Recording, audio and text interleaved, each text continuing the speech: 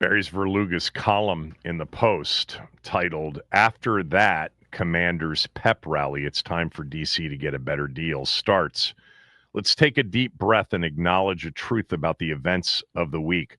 Holding a celebratory welcome home news conference for an NFL team complete with legends from the franchise's decorated past, the best way to stir emotions, is at best premature and at worst disrespectful to the citizens who are going to be footing the bill. No, not all of the bill, but not nothing either.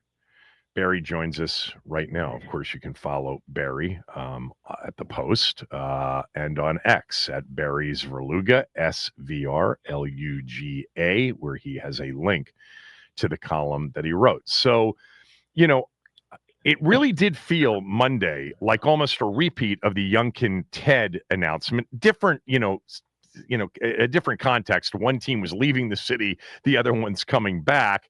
And I think this one perhaps feels maybe closer than that one did. But how close are they? Where is the city council now? And what do they have to do to get a deal worthy of voting yes on it? So I think, Kevin, my problem with it was, and your reference to the Leonsis Youngkin Virginia deal is exactly right. Like, it shouldn't have been presented as a finality. It shouldn't have been presented as they are coming home. It should have been presented as the mayor's office and the team have worked hard to come out with a deal that they think is fair for both sides.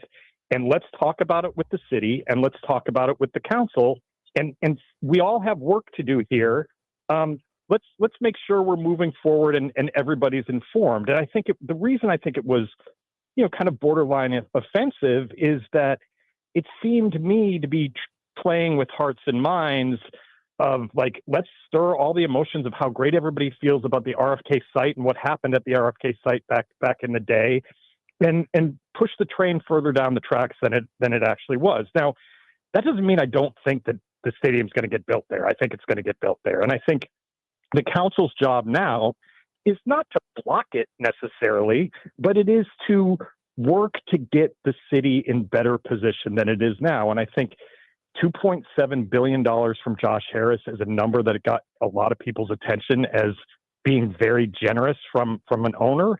But don't let that overshadow that the $1 billion at least that the district is going to have to contribute would be the second highest amount of public money for a stadium, an NFL stadium, since 2009, trailing only the Titans project that's going on in Nashville. So I don't want to just throw water on what was kind of an emotional, fun day, and the idea of playing there is really cool. But I do think that as someone who lives in the district, it's really easy for Commanders fans in Virginia and Maryland to say, that sounds awesome, let's do it, and they're not paying for it.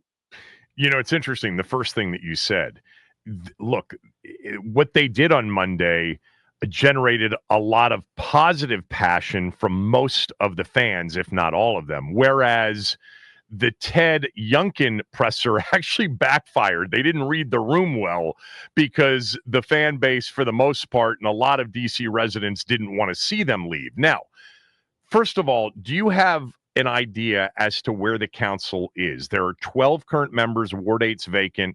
They need 7 yes votes. Do you know how many yes votes they have as of now?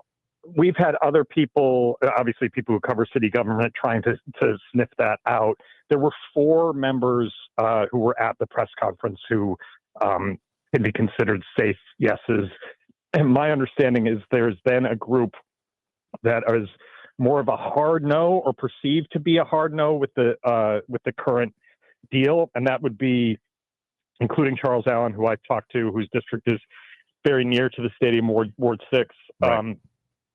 And then there's a group that could be swayed either way. My guess is, and they've got to fill the 13th seat, so that's an unknown.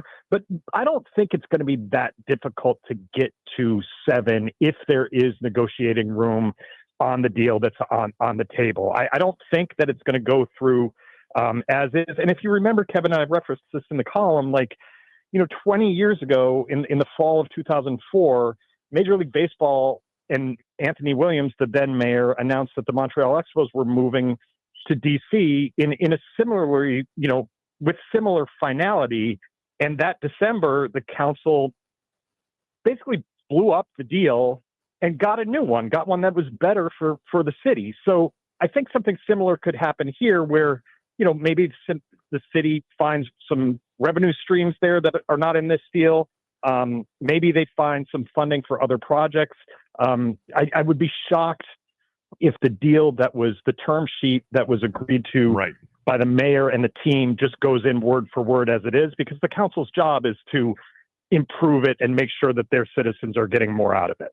So that's where I wanted to go to next. Barry Svrluga joining us, because I pulled up the term sheet very early this morning because it's available out there, and I'm a DC resident too. So I'm interested in sort of what this is going to mean to me, but overarching for me is I want the stadium, and I think ultimately the revenue and the tax, revenue, et cetera, will be a good thing. But I haven't read through the term sheet in great detail. I'm wondering if you have a sense of where the negotiating areas are. Where are they going to haggle this down from 1.1 billion in terms of the city's commitment to something much less? Or maybe that's not even the big part of, the negotiation possibility. What is it that Mendelsohn and company are going to go after to make this deal that will eventually pass? It sounds like you believe it will. I do too.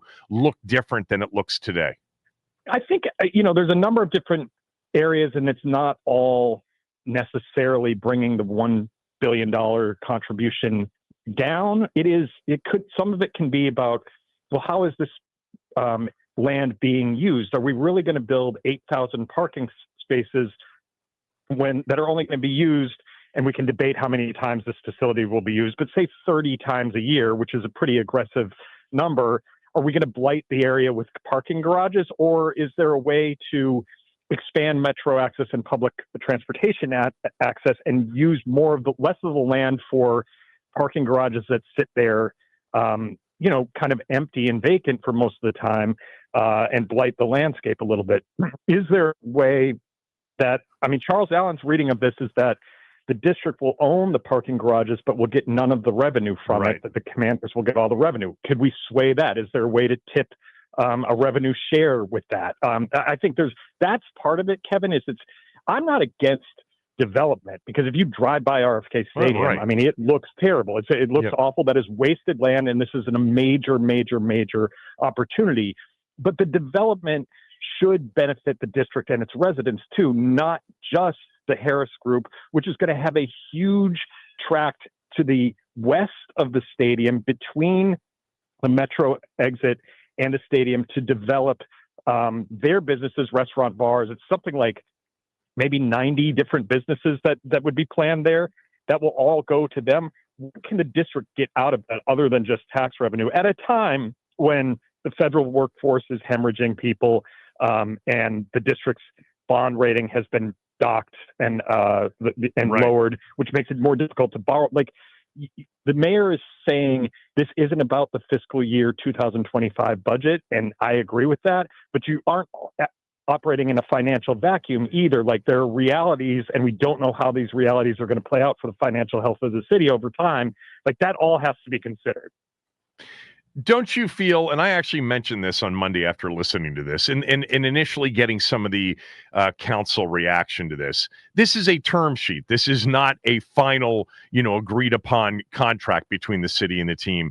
Don't you think Josh Harris and company understand that they're going to have to be a little bit flexible here, that this was perhaps the most that they could ask for, but there is room to move back off of what's in that term sheet currently?